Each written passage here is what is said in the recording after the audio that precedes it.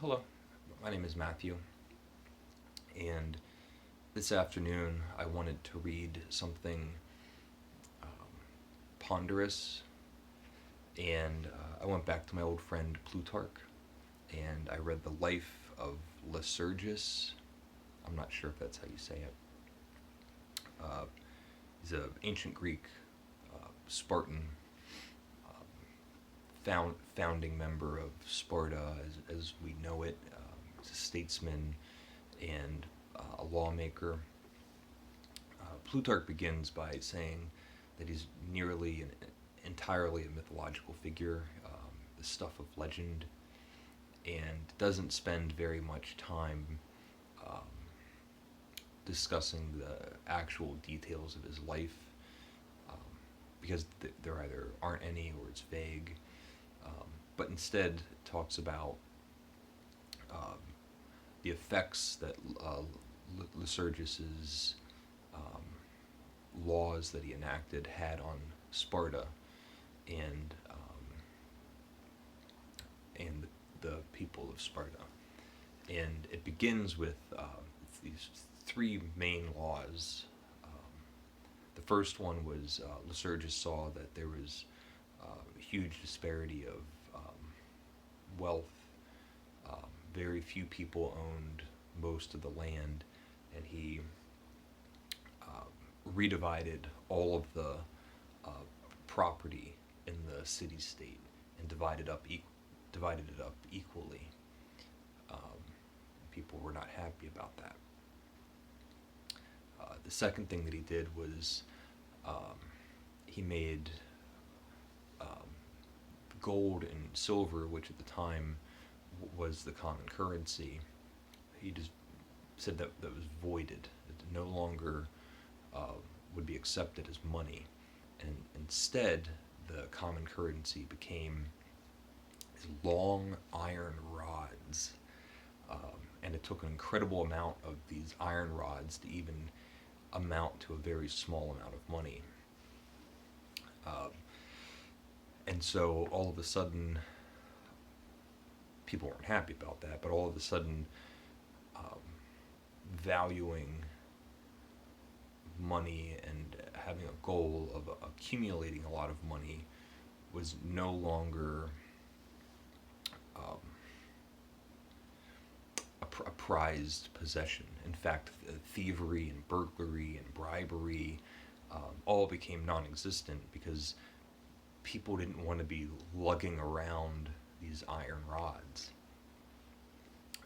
And the third thing that he did was he made communal dining mandatory.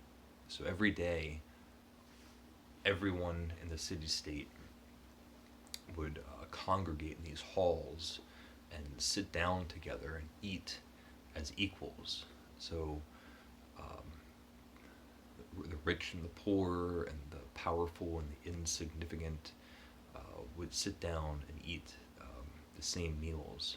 And they had a particular Spartan cuisine that they were known for.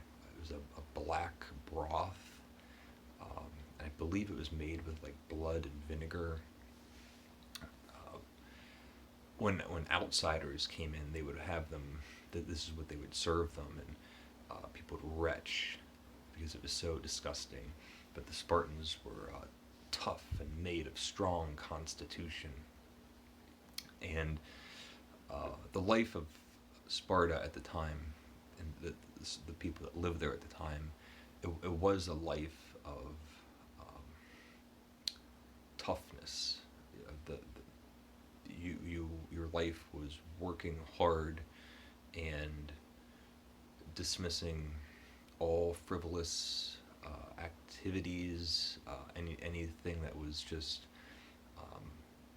mindless or um, just unnecessary. There was one moment where Lycurgus goes to someone's house and he's showing them the great workmanship of the furniture in the house. And Lycurgus says something like, um, "Do you have square trees where you come from?" pointing out all the effort that went into making the boards and looking at it and thinking, why would you care? And this wasn't just a quick transition that Lycurgus did. There were certain sects of people that were outraged, and mobs would break out. And at one point, a mob breaks out, and this boy runs after Lycurgus and hits him in the face with a stick and knocks his eye out. And I'm going to read a passage. The boy's name was Alcandar. And so there's a group of people around, and they're trying to figure out what to do with this young boy that just assaulted and marred this rather powerful figure. And Lycurgus dismisses everyone, says that he'll take care of it. Lycurgus thanked them and sent them all away with the exception of Alcandar, that's the boy, whom he took inside. He did him no harm, however, and did not even tell him off, but dismissed his usual servants and attendants and told Alcandar to attend to him instead. And because Alcandar was a man of honor, he carried out his orders in silence. As he lived with Lycurgus and shared his life, he came to observe his self-possession and high-mindedness, his ascetic lifestyle, and his inexhaustible capacity for hard work, and he became extremely attached to him.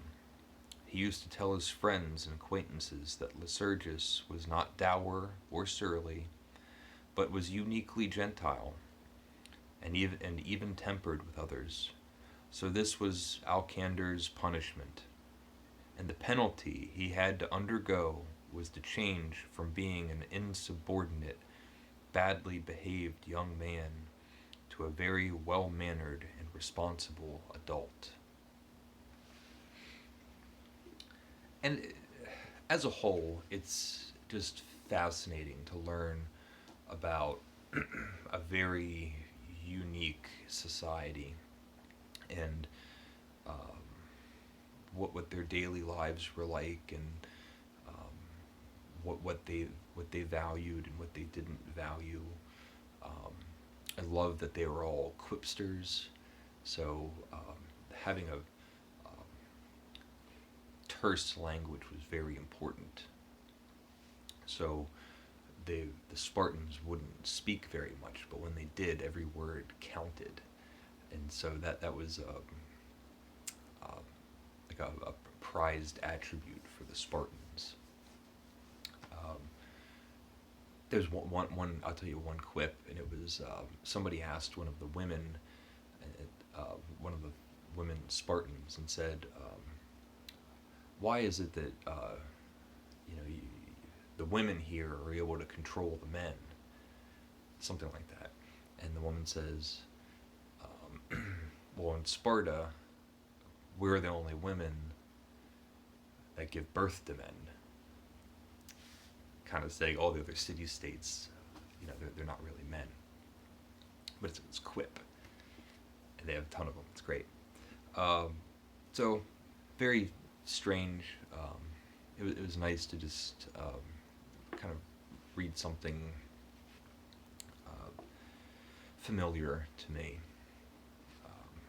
So, Lycurgus, if that's how you say it, by Plutarch, and a portrait of Sparta from a long time ago. Thank you for watching, and take care. Bye. Leave a comment if you'd like.